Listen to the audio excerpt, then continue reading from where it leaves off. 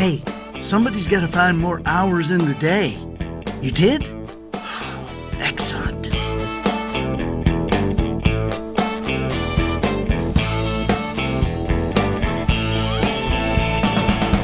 Good morning, afternoon, or evening. You are listening to the Professional Noticer. What is going on here? Here, you and I will use common sense and all the wisdom we can muster to go all the way to the bottom of the pool, beyond what is true, and all the way to the truth, creating measurable results for people like you and families like yours.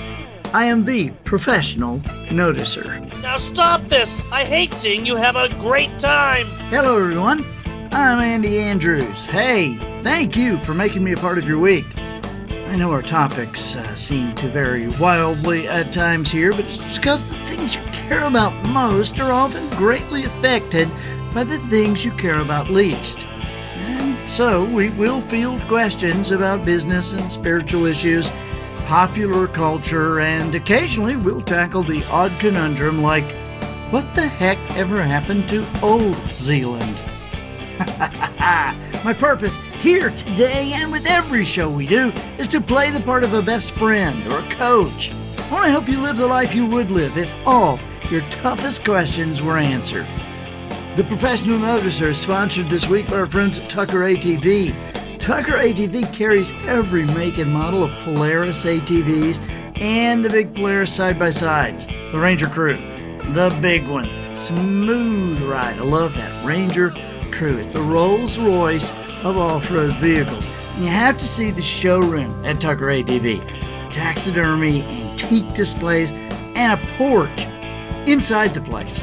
The porch is just unbelievable. I sit on the inside porch every time I visit. It's Highway 43 North in Jackson, Alabama. Tucker ATV, the small town business with the national reputation. Observations and answers are what we do here. I deliver the Professional Noticer's observations and you provide the questions. Remember, the quality of your answers can only be determined by the quality of your questions. So ask good questions. Right? Good. This week, our first question comes from Jerry. He is from Hawaii. Let's listen. Hi, Andy. This is Jerry from Hawaii. I work in an independent credit union. We have a team of about 30 people. Being small and independent, we really have to work hard at finding new customers, loan market opportunities, etc. Recently, our management team was tasked with a new loan product opportunity. I did the research and the report. My boss presented it as his own and got accolades at our company meeting. He did nothing. This isn't the first time. How do I stand up for myself without being considered insubordinate? Thank you. All right, Jerry. That's a very interesting question. You know, there are some things unsaid here, things we don't know. You wouldn't have really, you aren't supposed to have said something. You didn't leave anything out. But I'm just saying, for us to make an honest assessment of this situation, there are some things we don't know. We could honestly assess it from a couple of different angles. And so why don't we do just that? Why don't we do both? You mentioned that your management team, you say, and I listened carefully. I've gone back over this and I've listened. You said our management team was tasked with a new loan product opportunity. I did the research and the report. My boss presented it as his own and got accolades at the company meeting. He did nothing. All right. Now, here's the thing. When you say recently, our management team, you are a member, you're working in the credit union. So when you say our management team, are you on the management team? Or are you not on the management team? Or are you on the management team? Or is your boss on the management team and you're the boss's assistant? I mean, it really makes a difference as to the answer to the question, right? Because if your boss is on the management team and you are the boss's assistant, and you created the research and you did the report and your boss presented it, that's what bosses do. Okay, now a nice boss would have said, "Oh my gosh, I just wanted to tell you, first of all, I appreciate Jerry did so much work on this, and so just looking through this and realizing what we have here, kudos to Jerry. Thank you so much, Jerry." But so here's the thing, and he's still going to get the accolades because he's the one who presented it. He is the boss. You are the boss's assistant. He's a nice boss. He included you in the accolades, but he didn't have to. He didn't have to. That's just, would I recommend he do so? Yes, I would. I mean, he didn't ask me. I don't even know him. So does he have to? No, he didn't have to. He's a boss. When you say he did nothing, well, if he's the boss, he did allow you to do that research and the report, meaning at some point he was part of a decision that he actually needed an assistant, so that job was created just because he thought he needed somebody. You have a job because he thought he needed some help. He needed somebody. So that's not nothing. He didn't do nothing. It's a job you have because he wanted some help. Now, is he required to thank you? No, he's not required to. I'm just trying to get you an honest assessment of this, because I'm not saying that there shouldn't be gratitude, that there shouldn't be a way of dealing with people or a way with working with people. I'm not saying that at all. I'm just saying that if you are in a position where nothing was done wrong, but it could have been done it could have been done better.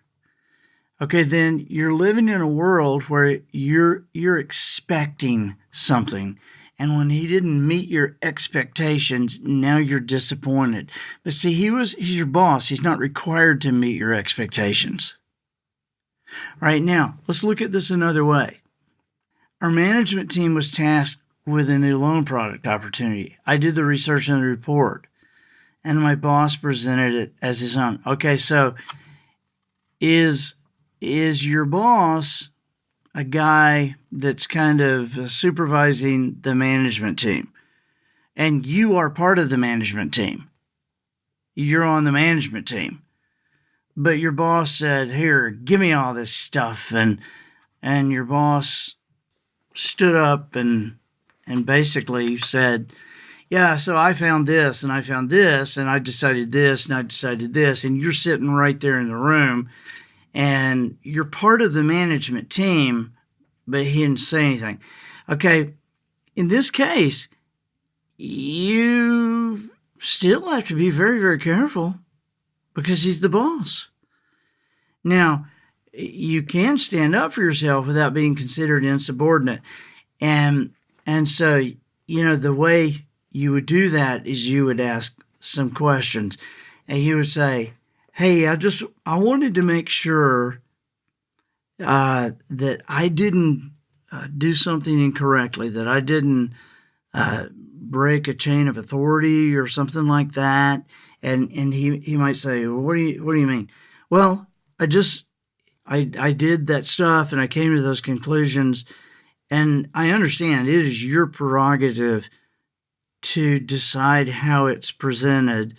But I was wondering, you decided that I would not present this material that I did, or that I would not get credit for this material I did, and that's fine if that's what you intended. I just want to make sure I didn't do something that put you in a position of saying, I cannot say he did this.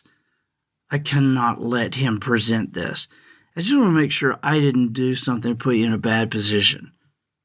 And that's a kind way of letting this guy know, or putting this guy on notice that you understand what he just did there. And again, still, there's nothing you can do about it, but he can't get his back up about what you said because all you did was continue to make sure that you are doing the best job possible and that you had not done something to mess him up, that you didn't do something that caused him to do something so obvious as to not let you present your own material. See what I'm saying? Okay, buddy. All right. Well, that is a great question, and it has far-reaching implications. And I am curious. Now I'm going to be thinking about it. Well, which was it? Is Jerry on the management team or is he not on the management team? And if you're not on the management team and your boss has these prerogatives, listen, you can do incredible work and manage to get yourself on the management team because you obviously do great work. And so let it shine. Keep it up. All right, thank you, Jerry. I'm Andy Andrews, the professional noticer, harnessing common sense and wisdom to plow through challenges all the way to an answer for you. Professional Noticer sponsored this week by Tucker ATV. Whew, the variety of power sports products will just blow your mind. The Hustler turf equipment, the Echo power tools, and of course the Polaris vehicles. Shannon and Lisa Tucker, one of them is going to greet you personally because they treat customers like family. Of course they do. Why else would folks from 14 states do business with a shop that's away from an interstate, that's far off the radar of most potential customers? So visit their Facebook page, see what Lisa writes, or head to Highway 43 North in Jackson, Alabama. Tucker ATV, the small town business with a national reputation. All right. Hey, guess what? The Professional Noticer now has actual listeners in 81 countries. Austria just added. I mean, people actually listening in Austria. Wow. Welcome, Austria. Our next question is from Clarice in Philadelphia, which, according to memory, Philadelphia right beside Austria on the map. Let's listen. Hi, Andy. This is Clarice from Philadelphia. I have read every single one of your books, and I can't wait for The Bottom of the Pool in June.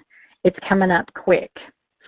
We are going on our family vacation, and my question is, what can I do so that we don't spend our time on our cell phones and we have a true family vacation?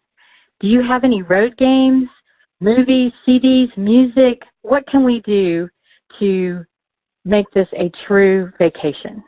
Thanks for your answer. Clarice, hey, thank you. Good question. I have such great memories. I say they're great memories. I choose to believe they are great memories of family trips in the past. Maybe if I thought hard, I'd remember some things about family trips that weren't so great. But I do remember one thing, and that is that when I was a kid and we were taking family trips, we didn't have seatbelts. Right, our kids could crawl all over the car during a family trip. We would sleep up in that back window. We would sleep along, and my sister and I would sleep lying on the seat.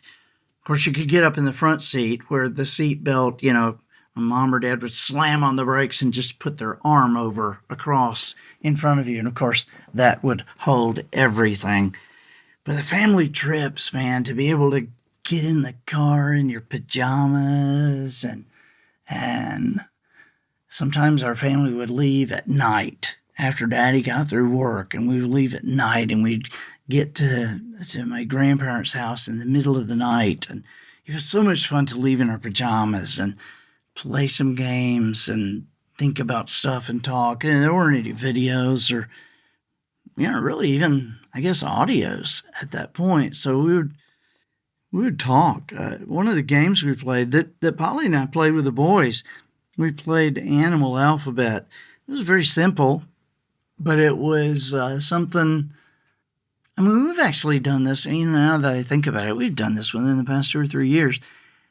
It's you say, okay, you start, and you just go around the car, and whoever has A has to say an animal that starts with an A, and the next person does the B, the next person the C, the next person the D, and then so you go anteater. Next person says beaver. Next person says cat. The next one says deer. Now you're back to the first person who has the E. Elephant. You go all the way through the alphabet, all the way back to the A, but you can't say the same animal again. And so it gets pretty tricky. It gets pretty funny after a while. So that's a great game. This is just a suggestion. And there's all kind. I've said before that if somebody can read without getting sick, it's awesome to read in the car, read to the family. But now I would really suggest getting Wisdom Harbor. Make sure you are a member of Wisdom Harbor. It's only $17 a month. And, in the cars today with your smartphone, you can just call up Wisdom Harbor there on your phone and connect to your Bluetooth, and it can go all through the car, or just kind of play it on the little speaker there on your phone. But there's so many different parts of Wisdom Harbor that are perfect for a trip. There's so many things.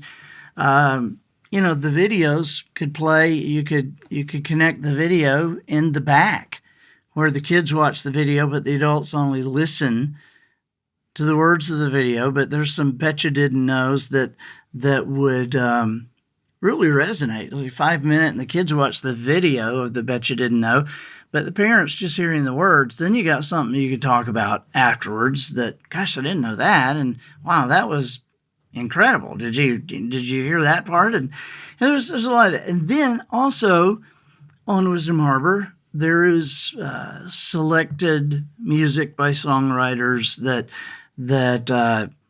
somebody in the car could read the background history of this song, and then here's this guy who wrote this lady who did this. And there's also audiobooks. Now, the audiobook doc, Wisdom Harbor has docs. As you go in, and just like all harbors, it has a bunch of docs. There's the question and answer doc. There's the interview doc. You could play an interview for your family, an interview of somebody. You can play a question and answer thing, or, if somebody wants to hear a specific answer about something, or the how do I doc. You want to learn something? Just go to the how do I doc and play it. But I think on a long trip, the audiobook doc will be perfect. And I know right now that The Call of the Wild is up on the audiobook doc. Now, remember when we would read books as kids, some of these books that we would have to read, and some of them, the language was you couldn't understand it. Do you remember when you were in high school, Clarice, you had to read Chaucer or the Canterbury Tales or Scarlet Letter or something, and you just couldn't even understand it? Well, that happened to Adam this year, and he had to read the Scarlet Letter, and it was indecipherable. And so they said, well, just get an audiobook. So I told him, I said, I'll listen to the audiobook with you, buddy. We put the audiobook in with the Old English and all that. We couldn't understand the audiobook. And so then, then people are tested on what they understood. If this is when you can't even understand what they're saying. And so that was a huge thing for me. And I thought, what if we could, and so what we have done is we're licensing tons of different things. And Wisdom Harbor is licensing the ability to do a cultural edit on certain things. Like you could hear, like right now we're working really hard on Robinson Crusoe. And so, I had seen pieces of the movie, but when I got into reading Robinson Crusoe, I thought, I love this kind of stuff. I love islands. I love the coast. I love fishing. I love, the idea of being shipwrecked. I like that. So why haven't I ever read Robinson Crusoe? Well, when I opened the book and started reading it, I realized why I had never read it. It was written in 1700. You can't even understand it. The sentences are a paragraph long. And so the book is undergoing a cultural edit. We've licensed to be able to do a cultural edit on the book, which basically means we're not changing anything. We're just changing, shortening some of the sentences, and we're just making it where you can understand it. Instead of saying, I collected my belongings and moved at a hurried pace, my feet thumping under me on the bit. Instead of that, we're going to say, I went down to the beach. We're going to have this. The story is there, and it's done. It's professionally narrated and edited, and it's an audio book. It's truly awesome to hear The Call of the Wild by Jack London, and it's done in a way that you can understand it. So listen, I urge you, be a part of Wisdom Harbor. $17 a month. I mean, really, the price of half of an audiobook, you have access to the whole thing, all the docs. And play Call of the Wild while you're on your trip. The story of Buck, this dog that is living in California on this great place with kids, and then he gets kidnapped and stolen and taken away and moved to Alaska and forced to be part of a sled dog team. And, this whole story about the Call of the Wild is about Buck and what he went through, and it's just fascinating. But it's something that your family can add to their base of learning. It's something that there are many things on there that you can learn that will help you. It will give you a cultural literacy that most people don't have. It'll make you better at conversations. It'll make you better at work, better in your professional and personal life. And there's parenting questions. There's everything on there. So I think that would be great for your trip. You ask for a suggestion, there you go. And if I do say so myself, it was a good suggestion. You have a good time with that. All right. I think that'll do it for this week. Hey, get us out of here, Matthew.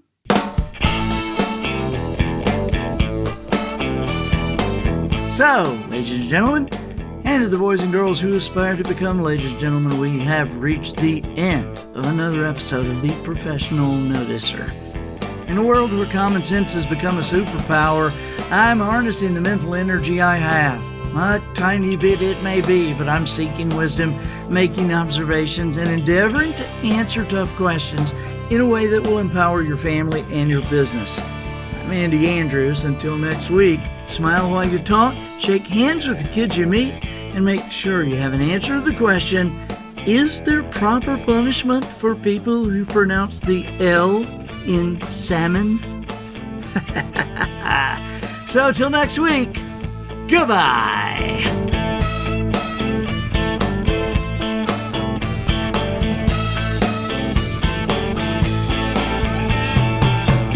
This episode of The Professional Noticer was produced by Matt Lempert. The Noticer theme written and performed by Sugarcane Jane. Flintstone vitamins provided by Twinkle and Smoke of Beverly Hills. Additional financial consideration provided by the Council Against Predictable Dialogue. The Council Against Predictable Dialogue, bringing to light the overused cliches of a generation. Would you like to join forces with others like you who know proper speech? Wouldn't you just love to have the power to crucify some poor schmuck who innocently uses a cliche? Well, the Council Against Predictable Dialogue asks, do you have what it takes to consistently spot the offensive turn of a phrase? How hard can it be, you ask? In my previous 2 sentences, you missed the opportunity to spot 3 different overused phrases. You ignored, wouldn't you just love? Do you have what it takes? And turn of a phrase. Should we crucify you? As a prospective member of the Council Against Predictable Dialogue, are you aware that the phrase old, worn-out cliché is itself, in fact, an old, worn-out cliché? Step carefully, my friend. People who live in glass houses shouldn't throw stones. That's the Council Against Predictable Dialogue.